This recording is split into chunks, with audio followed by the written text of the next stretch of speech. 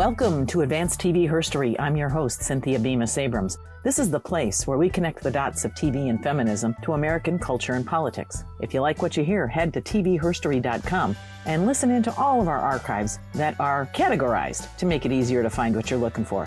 And also while you're there, please sign up for our newsletter. Promise I'll never sell your information. Now on with the show. Welcome, TV Herstoryans, to a very fun episode that we're going to talk one more time because we have not talked enough about Shari Lewis. In my life, I will never have talked enough because what a robust and fascinating career she's had. And we are fortunate to have two women who know more about Shari's career probably than anyone else on earth, although I'm working hard to give the second generation in my family a good, proper grounding in all things Shari Lewis and Lambchop and Charlie Horse and the whole gang. We have with us again, Mallory Lewis. So this is the second time that I've had the chance to interview Mallory and talk about Shari Lewis, her mother, and her sister, Lambchop. And more importantly, Lisa, and then let's get, how do I say your last name? Napolito is the American. And not more importantly, I'm not more important than Lambchop. We are leaning into you, Lisa. You are awesome. Lisa directed our documentary on Mom, Shari and Lambchop, and did the most heartfelt and beautiful job. Absolutely. That's exactly what I was going to say. So, Lisa, more importantly, I will say only because you are the storyteller who really is bringing forth an incredible documentary. It's a film. It has not yet really been made public. And so that's what we're talking about today, TV Herstoryans, is bringing Shari's story to life and all of the talented people behind it who brought an incredible array of research material to light and to life. So without going much further, Lisa, I would really like you to introduce yourself and sort of the journey, including Love Gilda, because I will admit I have not seen it, because I think if I was to start watching it, I would start crying, and I have not needed a good cry for a long time. But I can tell you, I have the entire CD of Gilda's Broadway show memorized. We could break into Goodbye Saccharine right now, but I won't. So let's talk about you, Lisa. Gilda was such a heartfelt and beloved character. And I was searching for somebody as beloved who I felt like whose story needed to be told. And somebody approached me about Shari Lewis and Lambchop. And I also was in the in-between generation, though, of course, I knew Shari Lewis, but I felt this excitement about Lambchop, not knowing much about Shari, and then starting to research Shari and find out her father was the official magician of New York City. Like, who knew that?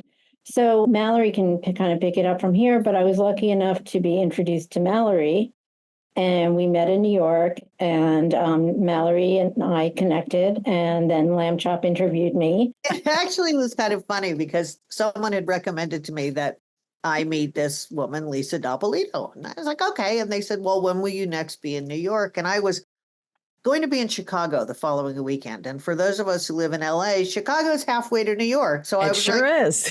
I'll just keep going. And so I got there and I was hanging out with two of my cousins who I call my bad influence cousins. They would say the same of me.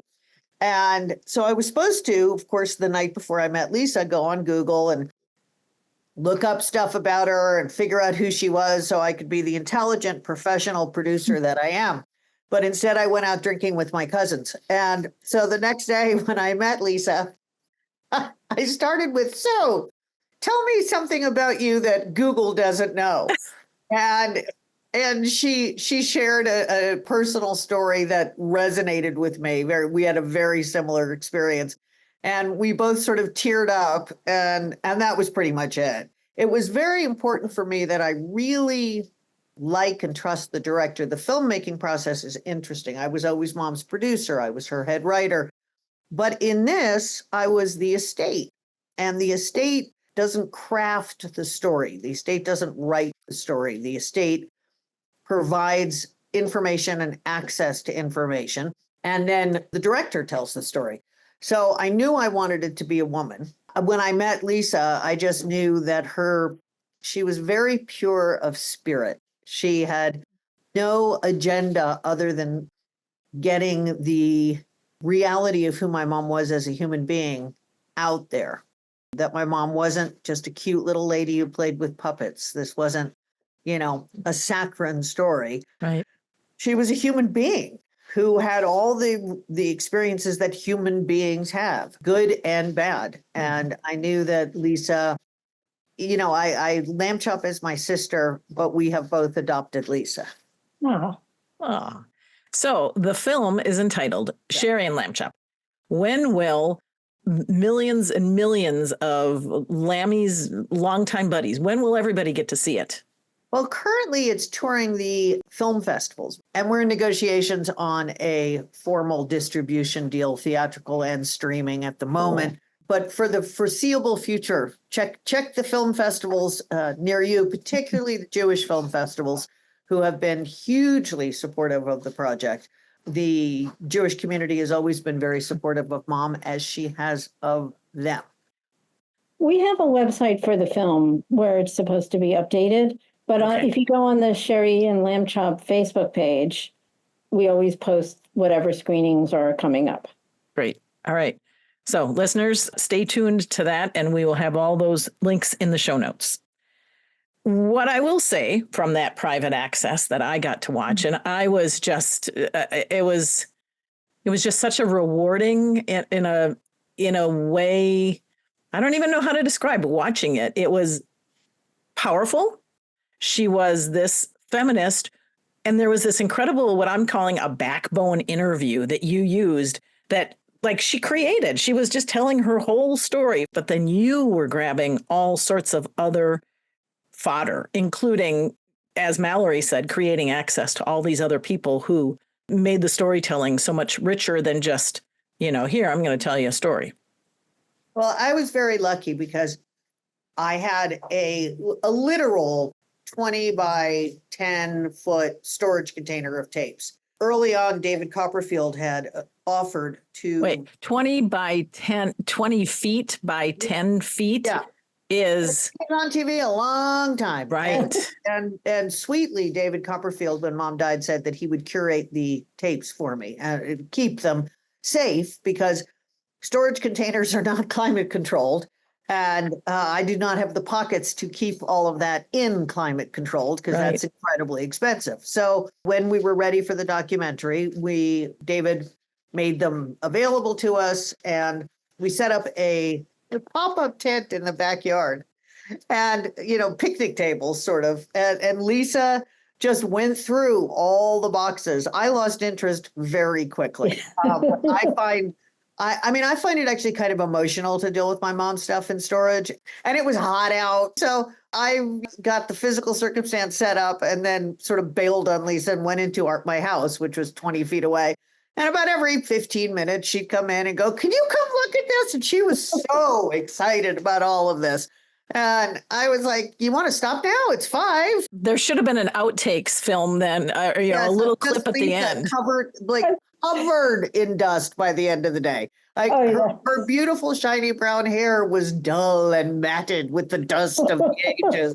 So Lisa just went through everything. Now, I had answers to 90% of the questions. Like, and then during the process, Lisa would be like, "This is not an actual example." But if she said, "What did your mom do around the holiday season performance-wise?" I would be able to go, "Oh, well, if you go to this tape on there," because in large part, I knew where material was that spoke to the story Lisa was telling. But Lisa did this crazy research and found all of this footage of Mom through the ages. A lot of it I had seen, but had forgotten about. But some of it I hadn't seen. And there's an incredible sweetness to being able to see your mother as a young girl. I'm having a funny thing happen on TikTok right now. People used to say, "Oh, you look just like your mom." Now people are saying, "Oh my God, I thought she was dead." And I'm like, "I'm her daughter." And they go, "Why do you look so much like your mother?" I'm like, "Genetics? I don't know, and it's funny because I am the same age as Mom was when she was making Lambchop's Play Along. Mm-hmm. So for that entire generation, I look disturbingly like my dead mother. Yes. Okay, I want to go back to the whole pop-up tent in Mallory's backyard. Lisa, is this really how you expected you would spend a summer? Well, I do love personal art. I love that stuff. And so Mallory had her own bins of things before. So we had a truck go to Las Vegas to pick up all the stuff from David Copperfield. And then we brought it back and put it in the container. And then Mallory also had her own bins in her garage that had all kinds of, that was the really dirty stuff, like the newspaper clippings. Mm-hmm. And those are great. But those things were like clues to materials and things that Shari did. And like the Las Vegas years, I was really interested in. So that was one of the things to find, Shari did Playboy After Dark. What I love about the documentary Shari and Lambchop is that it people are constantly giving me opinions on my mother. Opinions like Shari would never have talked about politics. I'm like, really? Because she stumped for Al Gore. She testified in front of Congress, or you shouldn't dress too sexy. And I'm like, would you like to see the picture of my mom in the Playboy bunny costume? Because I have it, and she had a rack on her. So there was a lot on display in the 60s and 70s. So, but it is funny because people have nothing in this documentary, as you will attest, Cynthia, is going to make people go, oh, I wish I didn't know that about Shari Lewis. I mean, she was as good a person as she seemed to have been. But you will actually find out that she was an actual human being who had, actual thoughts and feelings and hard times and the hard times that led to reinvention. Yes, constant. That is on the bench. The memorial bench that we put up at the family site, it says not for want of trying. And that was Mom's motto. Feel free to knock her down because she'll get up and bite your ankles.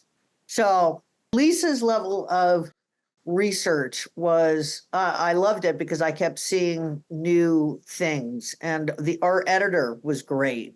If I can ask the question then, the specific one that wowed me as soon as I first started seeing it, that Backbone interview, where did she do that? And why did she do this big retrospective conversation with somebody about her life and her motives? That tape was in Mallory's boxes in David Copperfield's. So, but there were hundreds and hundreds of tapes. Shari was very careful about her interviews. She was careful what she said. And this was the one that I felt was the most revealing about her. And I guess she was friends with the person who interviewed her because she's very honest and very introspective. So I really love that interview. Is it the one where she was in the blue top? And the black background? Yeah, that was during a difficult time in my mom's life, which I think may have contributed to her vulnerability. When you found it, did all of a sudden that become, did you see that it was something to build on, that you'd be able to use it through the course of the film? Not really. I mean, it was when we were in the edit. That, like, as Mallory was saying, our editor, Andrea, brought a lot to the table. It was a process. There were some quotes from there, like some things that Shari said from the beginning that I knew about life unfolding. There's only life like there's some things in there that I knew were going to be in the film. So I didn't think of it as the backbone, but I thought of it as some of those key things were so revealing and so wonderful. When you guys say tapes or footage or box, there was from the beginning of recorded history.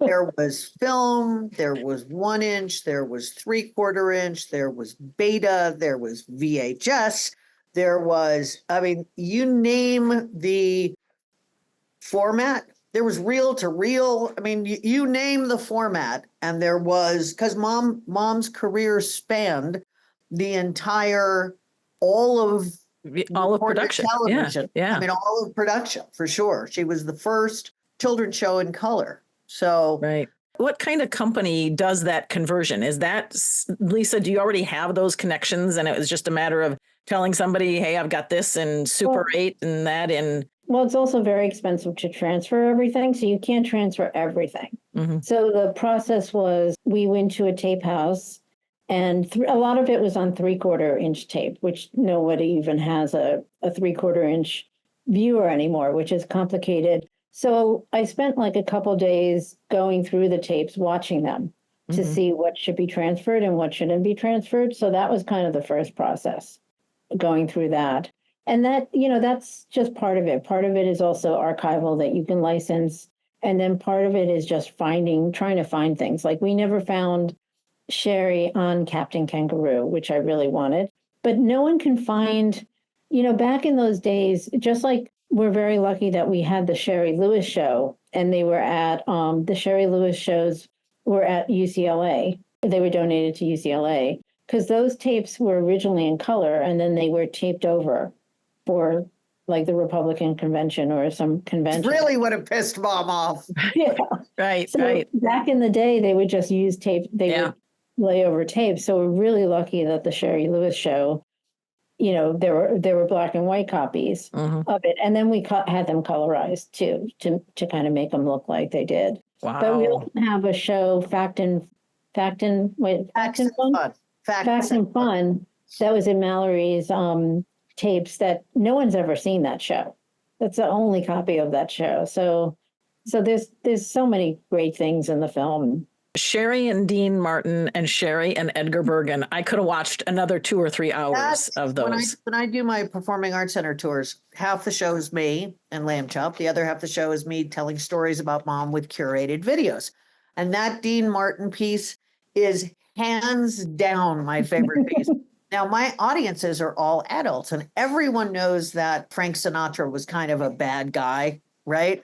Of our generation and older. And there's a line in there where Dean references that Lambchop wants to, I don't know, what, something about the pearly gates, and Dean references, it'll never happen.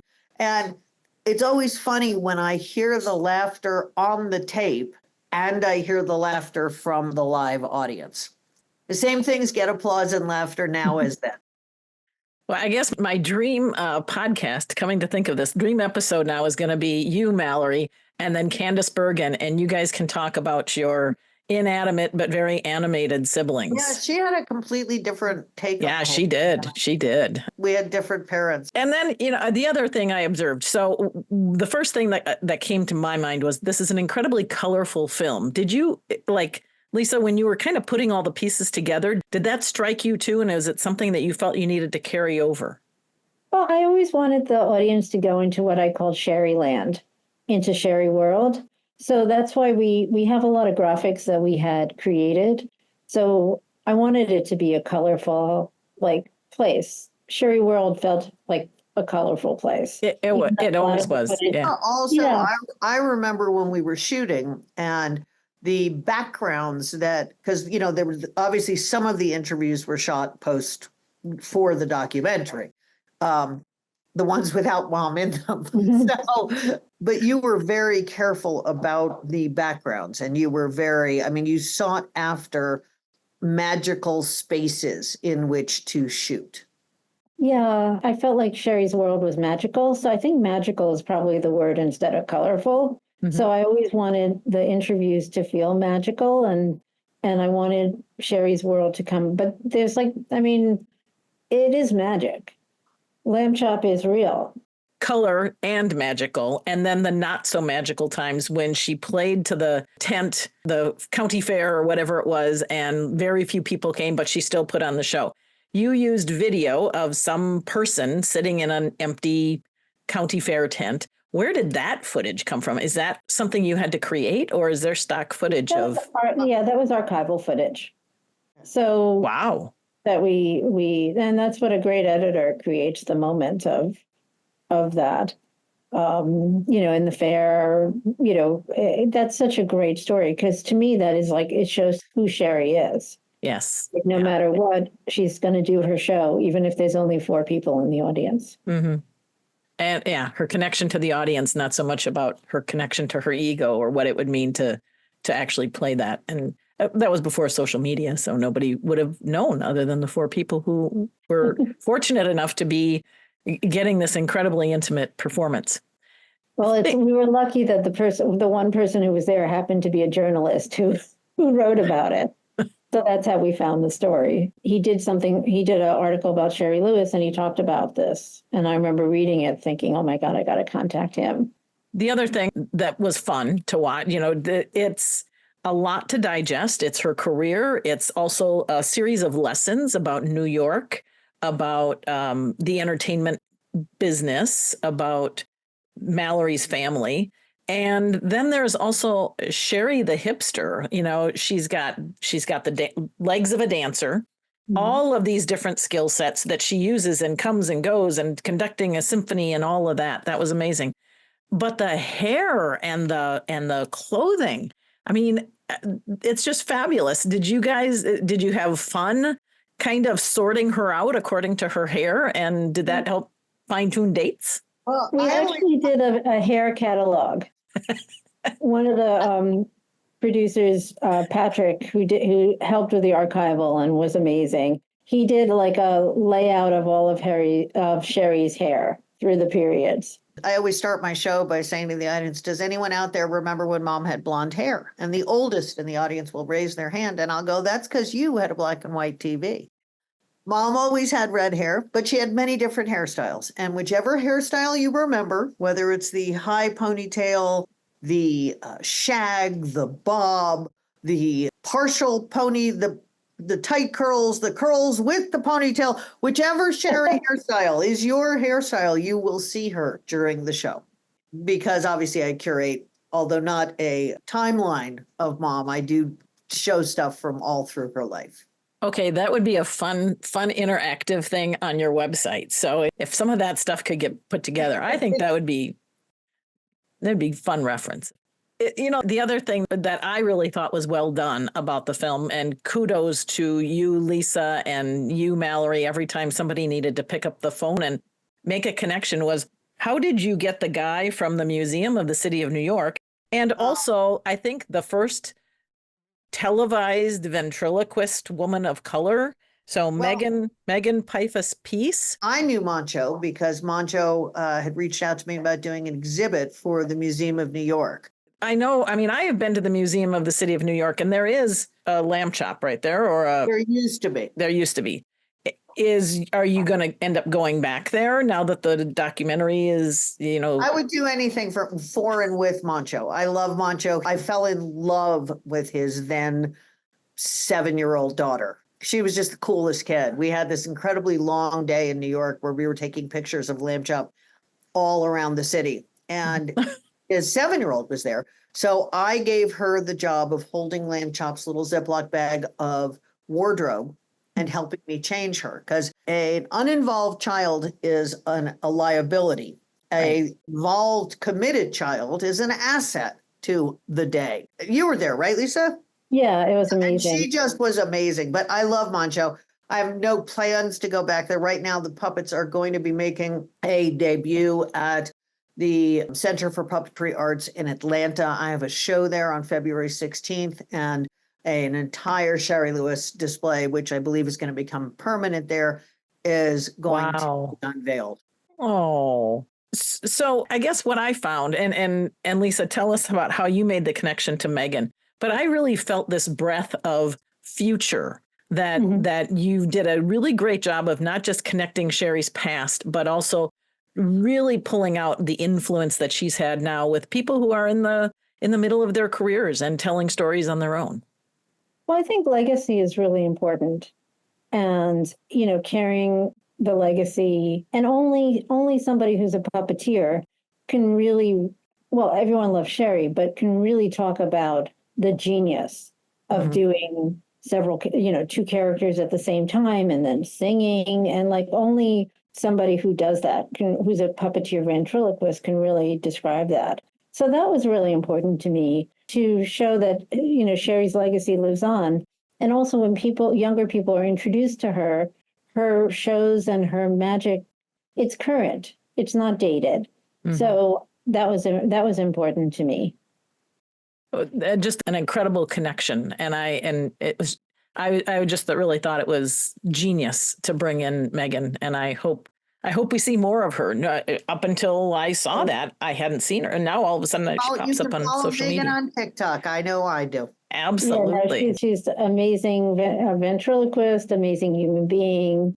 She's really wonderful. And we also interviewed Darcy Lynn, who has just a small part in the film, and she's also a young ventriloquist inspired by Shari. So they're out there. And Mallory and I were at the Vent Haven, the ventriloquist convention, and there were lots of young Shari, lots of young women who were Shari fans. What I would like to do is have Mallory talk a little bit about getting Barbara and Ely to talk. That we were very lucky. My mom's sister, Auntie Barbara, she was our first shoot, actually.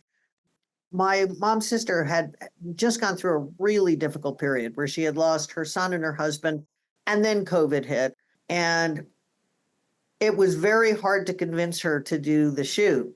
Luckily, my ex-husband is still very close with my auntie, and he is both a camera guy and he's just very close with my aunt, which is really sweet. So she said she would do it if Brad was there because my aunt is an antique dealer and her house is filled with precious items. And she didn't want a camera crew in there, but she trusted, Brad. And then my cousin Eli, I've been teasing Eli that it's the Eli and Lambchop movie.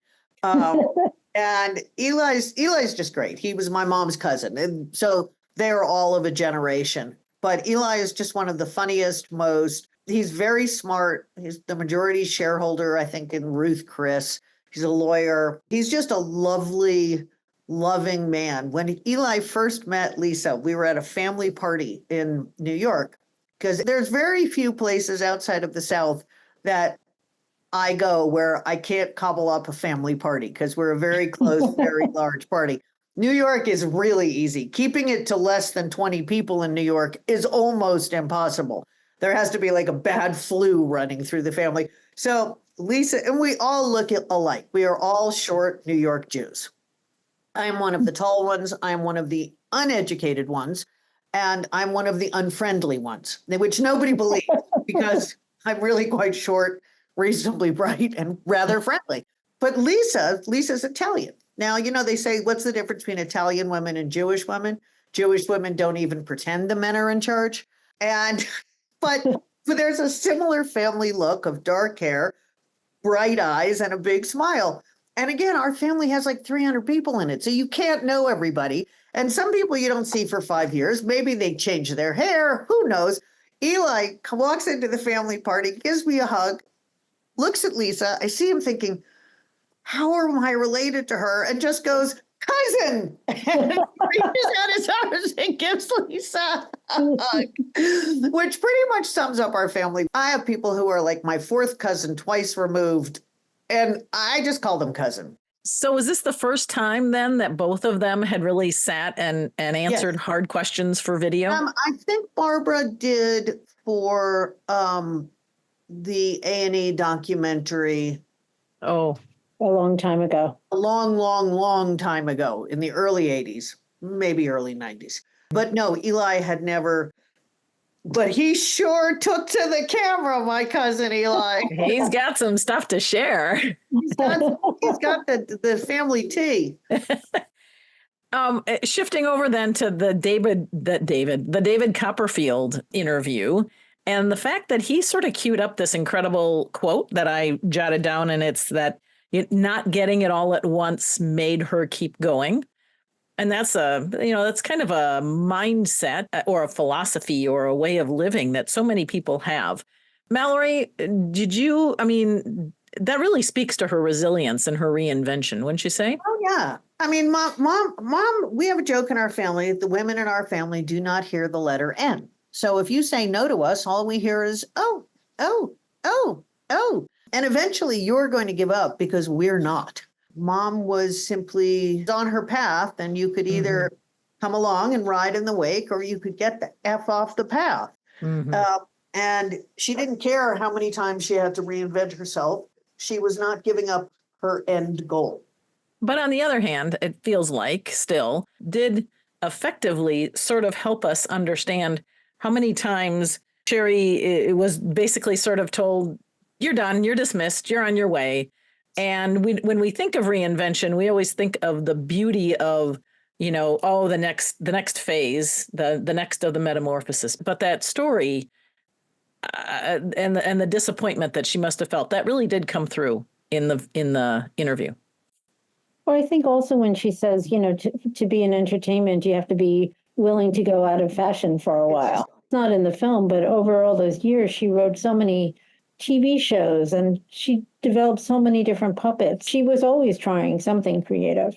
I got to the end of it and I'm like, really, there are definitely some women out there, women performers who were multi-talented, who have that resilience. And it's not just Shari, it was Joan Rivers. Any woman with a long career. Yeah. Any woman with a long marriage. Any woman who's still alive. It's just, it is a question of how single-minded their focus is. Mm-hmm. But the definition of woman needs to be resilient. So, people keep asking me about the show Hacks. They're Mm-hmm. like, is it based on Shari? I was like, I don't know. Or is it just a successful woman who? I think any successful woman, the odds are so stacked against us that any level of longevity requires resilience and commitment and determination and luck. And I'll just throw in self-knowledge, because Shari recognized that she had many talents and she had this incredible curiosity to translate knowledge of music and then all of a sudden transform herself into a very capable conductor. That requires confidence, but it also requires kind of understanding how to read music. So. And speak Japanese. Anything Mom didn't know how to do, she was confident that she could learn. Isn't that Shari's philosophy? Really, yes, Mallory, that you can do it. You can do it. And that you have to put in the effort to succeed. So you've told me that the Shari and Lambchop documentary is on the film festival circuit. You guys are working to get it available for streaming and all the other ways that we can see films these days. Mallory, I realize you've got to go, so I'll ask you first, what's next for you? I have a show at the Gateway Regional Arts Center in Kentucky on February 15th. On the 16th, I will be doing a show at the Center for Puppetry Arts in Atlanta. Please, God, don't let there be any problem with the airplanes that weekend. On the 23rd, I will be at the Amos, AMOSS Center in Bel Air, Maryland. And in May, on the 29th, I will be at the Midtown Cinema it's a film festival where I will also be performing in Harrisburg, Pennsylvania. And if you are not going to be in Kentucky, Atlanta, Maryland, or Pennsylvania, you can find me on TikTok at your fave, F-A-V, Lambchop. And you can find me on Instagram at Mallory Lewis and Lambchop. We have almost 500,000 followers now on social media, which is pretty amazing for a nearly 70-year-old puppet. When we spoke 2 years ago, November, you were just emerging really on those very visual on Instagram, and you hadn't even gone on TikTok yet. So good for you. So and it's funny because I know that the internet and social media is supposed to be a cesspool where people are horrible to each other. People are so sweet. They are so happy to see Lambchop. But I have found TikTok in particular to be better than Instagram for me in terms of the audience. And I love probably 2 hours of my day is spent responding to people's comments, because I feel like if they are taking the time to comment, if at all possible, I will take the time to respond to them. And I love creating new stuff. So I am very grateful to have this creative outlet and also have it as a great promotional possibility for me. Yes, as well as perpetuating the legacy that Lisa has now helped kind of put into its own fresh medium in a very, very thorough fashion. So Lisa, what are some projects on your desk that you're able to talk about now that Shari and Lambchop is sort of entering its release and the distribution process? Well, I just want to say one more thing about Shari and Lambchop, because I think there's people who think, oh, Shari Lewis or oh, puppets. I don't know if I want to, that's nothing I'm interested in. And when those people come and see the film, they see the film as more than just Shari and puppets. It's really a story of believing in yourself, so I think that's one thing I would like people to know is just watch the film. And almost everyone who's seen it has really loved it, especially those who had to be dragged there by their mother, their grandmother, their wife, their sister. So I think it's, I mean, I think it's more, it is a feel-good movie. And I think that there's very few feel-good movies. Like people leave the theater happy. Yes. Like with Gilda, you were saying it would be sad because it is kind of sad. But with Shari, there's a happiness. There's a joyful spirit to the film. And then in terms of my work, I can't say what I'm doing now, but I'm starting what I call my trilogy, my third subject. So I have Gilda, Shari, and now hopefully this third person, which very cool. Fingers crossed, all works out. Because it's the unsung heroes that I love, and especially female characters. And listeners, you're listening to three who are really trying hard, three people trying hard to tell these stories and to get it out there in as many different ways as it can be consumed. Mallory's out there doing it in person, and Lisa is cobbling together literally a tent full of video in order to tell a story. And I'm doing what I do every single month. I really wanted to do Lee Grant. If Lee Grant is your person, I didn't know. Lee Grant, who's still alive, who lied her age, her entire career. She produced 45 episodes of Lifetime's Intimate Portrait, which was in the 80s and 90s, the best way to get this biographical stuff into people's living rooms. And it was incredible. It was an incredible amount of 286 episodes. She did 45 of them. And they are lost. I mean, maybe David Copperfield has another container where he's got all the intimate portraits, but where did they go? And how can we get them back? Even though to some degree they are dated. And I just think about that. And it's like, you can't get them. I mean, they didn't kick them out into VHS necessarily. As I said in my notes to you guys, Princess Grace's is available on DVD for $10. And you can find a Jessica Savage Lifetime Intimate Portrait on YouTube. And somebody, pirated it and posted it. And that's just so much work that is sitting somewhere. And is it licensing? Is it nobody cares? I don't know. I mean, I am curious too. Like there's all these New York TV shows local shows, like what happened to all these local shows? Like what happened to all the Captain Kangaroo shows? And I don't know. Sometimes I wonder if they're in like storage somewhere and they're just not transferred. Anyway, I'm going to sign off. I'm going to leave you in extremely capable hands. I love you. Call me later. Cynthia, thank you so much. Thank you. Yeah, it's fascinating. As a professional storyteller, then, do you have any advice to budding writers, directors? I think once you get excited about a story, nothing could stop you. So I don't think advice, because this industry is so hard. It's so hard to raise money and everything like that and to get your work out there. But if you're excited about something, you should do it. Mm-hmm. I don't know if that's real advice, but like if you just want to do it, just do it, because the joy that you get from, even the journey of storytelling is pretty exciting. I am really grateful that you took a little bit of your time today to speak with us and to be on Advanced TV Herstory.